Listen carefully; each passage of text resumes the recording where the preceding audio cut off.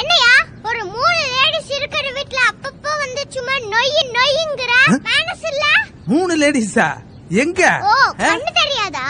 போ எங்கயாச்சு சிக்னல்ல போய் பிச்சை எடு போ. என்னையா வேணும் உனக்கு? மேடம் சைன் வேணும். எனக்கு சைன் போட தெரியாது. வெள்ள போயா.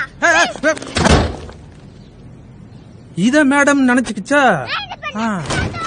ஷாலு வெயிட். என்னங்க? ப்ரொசீஜர் கம்ப்ளீட் பண்ணு மேடம். உங்க சைன் வேணும். போங்க. எனக்கும் கை இருக்கு. நானும் ஓங்கிடுவேன். நான் பொம்பளை எல்லாம் பார்க்க மாட்டேன். வாங்கடா